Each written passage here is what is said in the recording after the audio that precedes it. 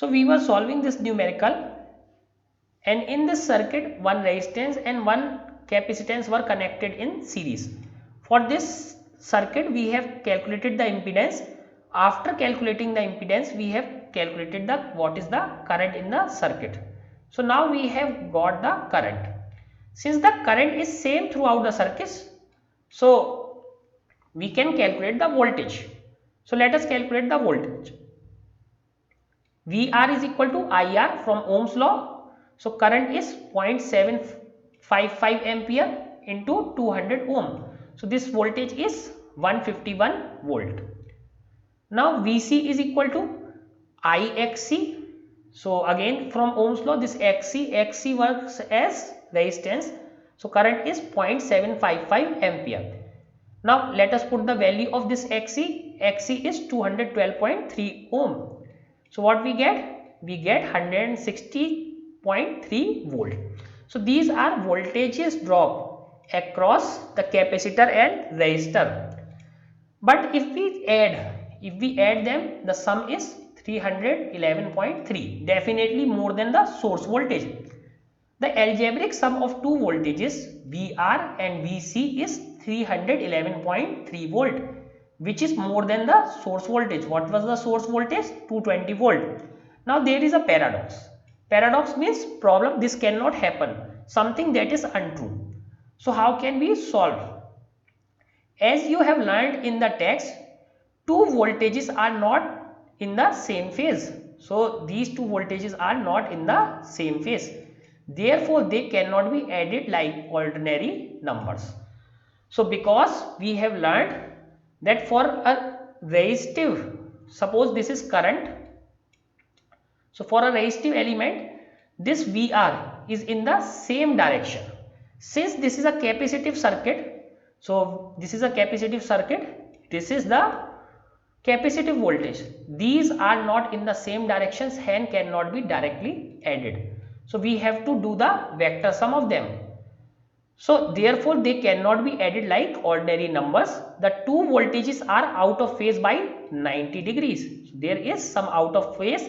Therefore the total of these voltages must be obtained using the Pythagoras theorem. So let us use the Pythagoras theorem to get the sum of these voltages. So from Pythagoras theorem, V is, because this was one voltage for R, this was another voltage for C.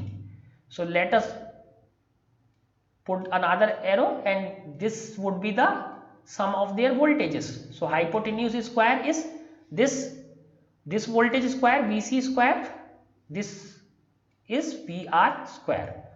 So voltage square is VR square plus VC square, and then we have taken the under root, and when we do this calculation, this again comes out to be 220 volt. That means there is no paradox, there is no problem. What was the mistake? We were directly adding these numbers, but these numbers cannot be directly added because these are vectors, these are not scalars, so we cannot directly add them. Thus if the phase difference between two voltages is properly taken into account, the voltage across the resistor and capacitor is equal to the voltage of the source. So what was the mistake in our assumption? The mistake was we were considering that these are scalar, but these are not scalar voltages. So now next topic is power in an AC circuit, the power factor. So let us understand what is this power factor. This power factor is a factor that changes the power consumed in the circuit, hence it is called power factor, because with the multiplication of this factor we can change the power consumed in a circuit and easily understand how the power consumed is changing. So we know V is equal to Vn sin omega t applied to RLC circuit or LCR circuit. In that case current was I is equal to Im sin omega t plus phi. So I is equal to Vm upon Z, and phi was tan inverse Xc minus XL upon R, that we have already solved for a series LCR circuit. Now let us see what is the power consumed. We know power consumed is V into I. So V is equal to Vm sin omega t and I is equal to Im sin omega t plus phi. So let us multiply Im into Vm, and when we do division by 2, so what we get? Cos phi minus cos 2 omega t plus phi. But how do we get this relation? So let us see. So we have to use one formula, sin alpha sin beta. So what is sin alpha sin beta? Sin alpha into sin beta is equal to 1 by 2 of cos alpha minus beta minus cos alpha plus beta. This is the trigonometric identity that we have to apply here. So let us apply this identity here. So what we have from this equation, what we have? We have Vm into Vm Im, and this, let us take, this is sin alpha.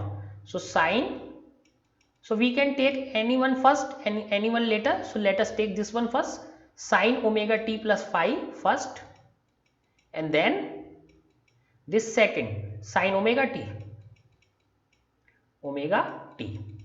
So this is our equation. So now let us apply this formula, sin alpha sin beta.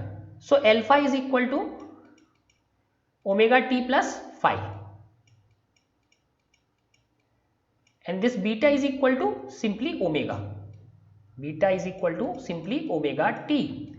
So now let us put in this formula 1 upon 2. So cos alpha minus beta. So cos alpha is equal to omega t plus phi minus beta.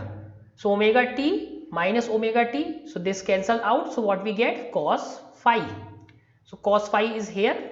So 1 by 2 is from this equation, and this now minus cos alpha plus beta.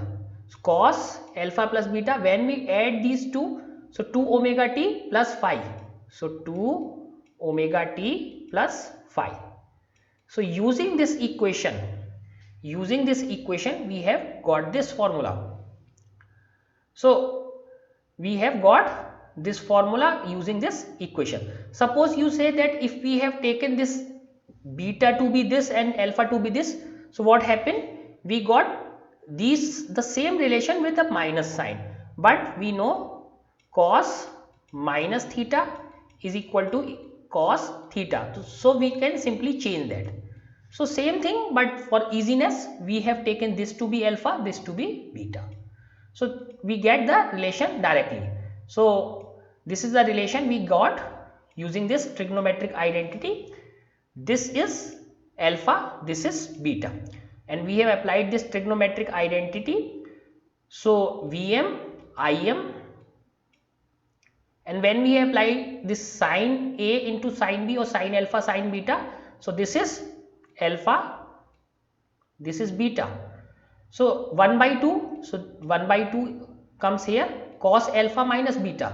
So alpha is omega t plus phi minus omega t, that means cos alpha minus cos alpha plus beta minus cos alpha plus beta is 2 omega t plus phi.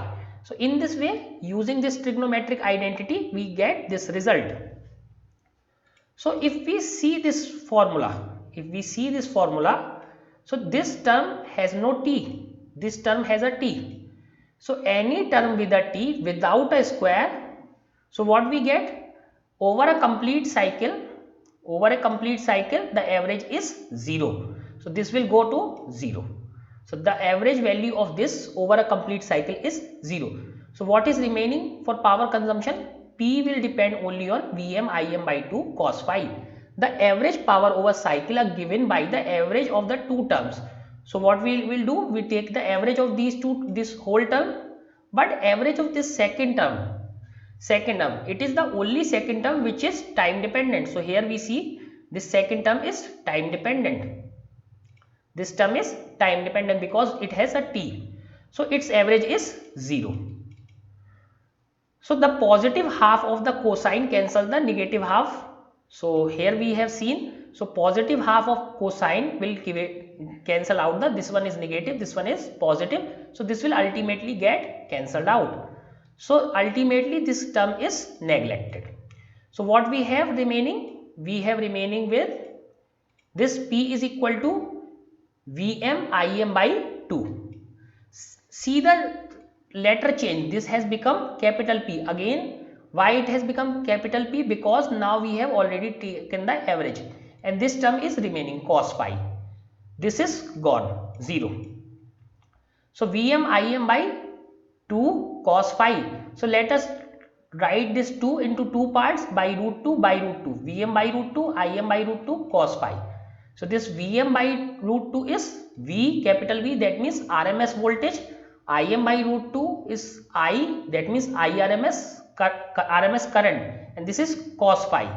So how can we write it? So Vi cos phi.